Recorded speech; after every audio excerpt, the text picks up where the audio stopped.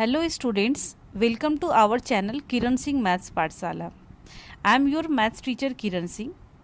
इसके पहले वाले वीडियो में हम लोगों ने चैप्टर 6 के वर्कशीट 1 के लिए इंट्रोडक्शन पार्ट पढ़ा था। आज से हम लोग वर्कशीट 1 के क्वेश्चंस को सॉल्व करेंगे। हमारा क्वेश्चन नंबर 1 है फाइंड द प्रोडक्ट। हमारा फर्स्ट पार्ट है 9x³ इंटू 2x⁴। इसे हमें क्या निकालना है? इसका प्रोडक्ट निकालना है।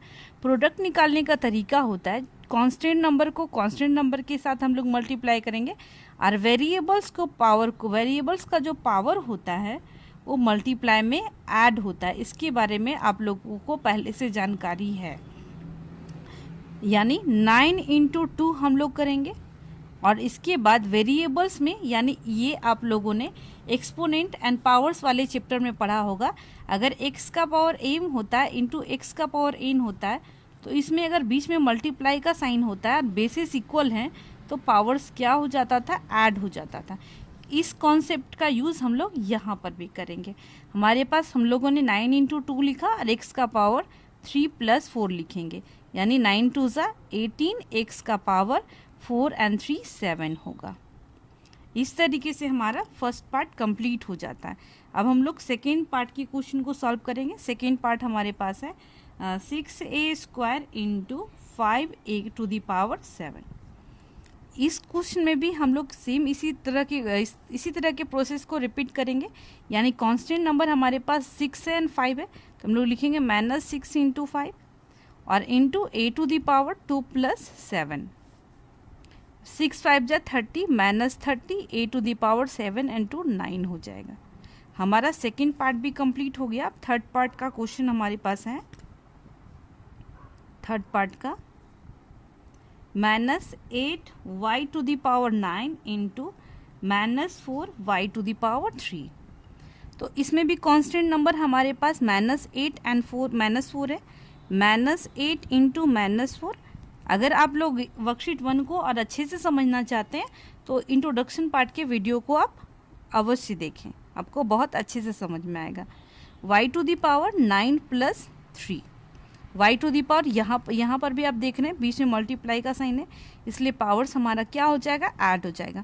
y⁴ 9 + 3, 8 × 4 = 32 और माइनस और माइनस प्लस हो जाएगा। प्लस के साइन को स्टार्टिंग में नहीं दिया जाता है। 32 और हम लोग दे भी सकते हैं, उससे कोई फ़र्क पड़ता नहीं है।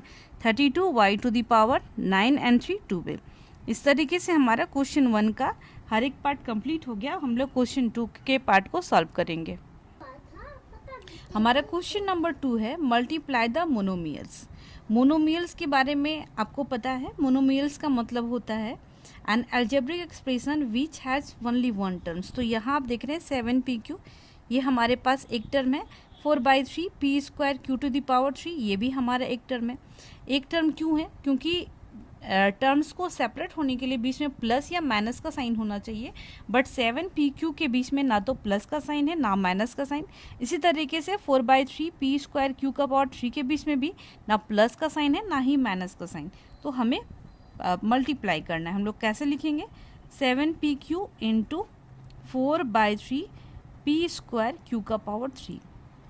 इसी तरीके से हम लोग कांस्टेंट नंबर को एक साथ मल्टीप्लाई करेंगे। 7 इंटू 4/3 इंटू p⁴। इसके पावर में कुछ नहीं तो हम लोग 1 लिख सकते हैं। यहाँ पर भी हम लोग 1 लिख सकते हैं। p⁴ 1 + 2 और q⁴ भी हमारा हो जाएगा 1 + 3। अब हमारे पास 7 × 4 = 28/3, p⁴ 2 और 1 3, q⁴ 3 और 1 4। इस तरीके से हमारा फर्स्ट पार्ट कंप्लीट हो जाता है। अब हम लोग सेकेंड पार्ट को सॉल्व करेंगे। हमारे पास सेकेंड पार्ट का क्वेश्चन है 12a² b⁴ 6 c⁴ 8 into -3a⁴ 7 b⁴ 4 c⁴ 3। तो हम लोग कांस्टेंट नंबर को एक साथ लिखेंगे। 12 इंटू -3 इंटू a⁴ 2 और a⁴ 7 है तो प्लस हो जाएगा क्योंकि मल्टीप्लाई में पावर्स ऐड होते हैं।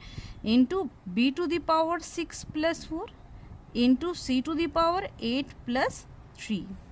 हमारे पास 12 3 = 36, a to the power 7 and 2 9 हो जाएगा, b का पावर 6 and 4 10 हो जाएगा, एंड c का पावर 8 and 3 11 हो जाएगा।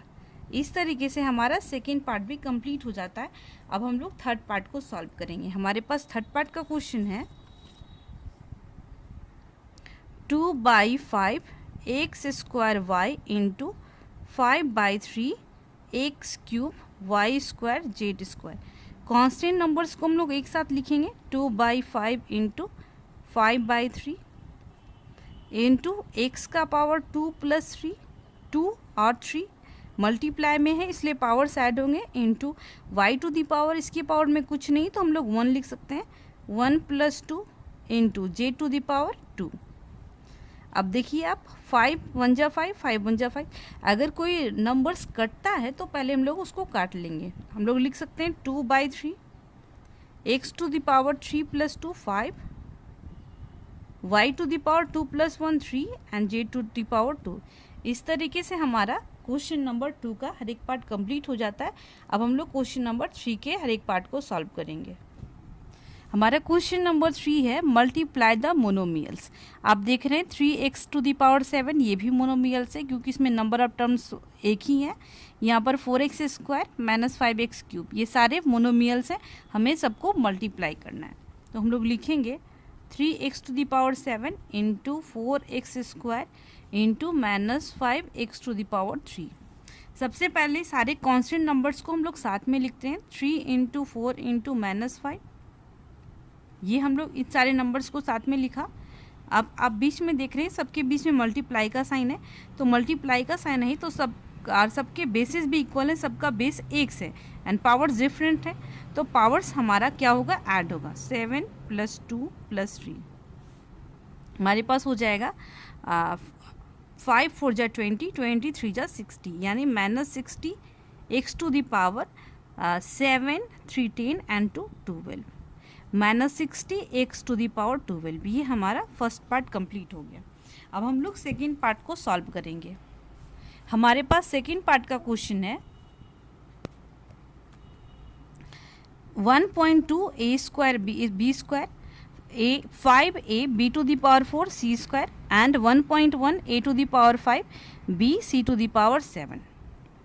रूल लिखेंगे 1.2 a square b square into 5a b to the power 4 c square into 1.1 a to the power 5 b c to the power 7।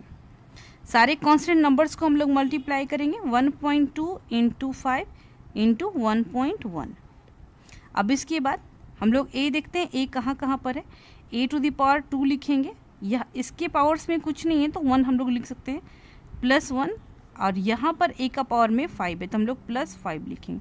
Into का sign देंगे, इसके बाद हम लोग b वाले टर्म को लिखेंगे, b to the power 2 plus b to the power 4, हम लोग +4 लिखेंगे, इसके पावर में कुछ नहीं तो हम लोग 1 लिख सकते हैं, +1 इंटू, अब c वाले को लिखेंगे c टू द पावर 2, इस प्लेस से हमें 2 मिला, यहाँ पर हमारे पास 7 है।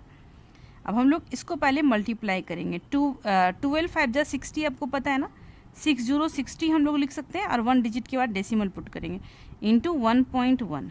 अब हमारे पास हो गया a to the power 5 + 2 7 and 1 8 आ गया।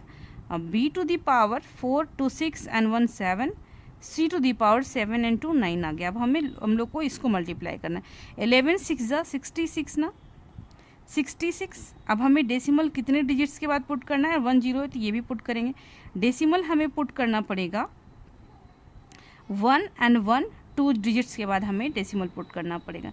इसका मतलब ये हुआ कि हमें 6.6 लिखना पड़ेगा, 6.60 into a to the power 8 b to the power 7 c to the power 9।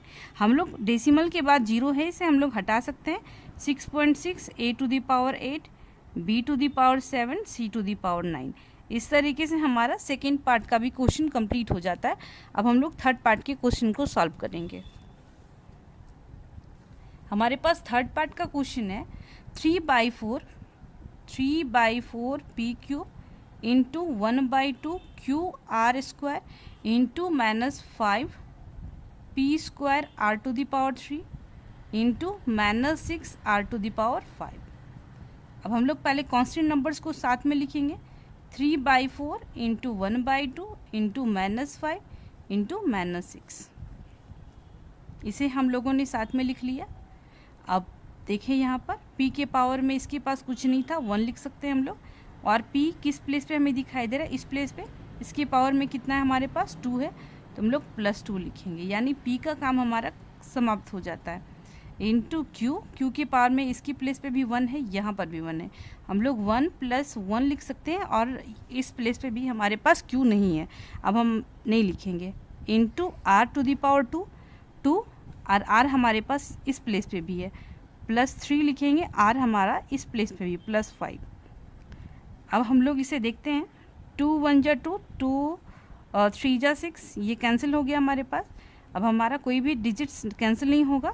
5 3 जा 15, 15 3 जा 45, 45/4, माइनस माइनस प्लस हो जाएगा, p⁻2 and 1 3 हो जाएगा, q⁻1 1 2 हो जाएगा, r⁻5 3 8 and 2 10 हो जाएगा। इस तरीके से हमारा क्वेश्चन नंबर 3 का भी हर एक पार्ट कंप्लीट हो जाता है। इसके बाद वाले वीडियो में हम लोग नेक्स्ट क्वेश्चन को भी सॉल्व करेंगे। Thank you students for watching me.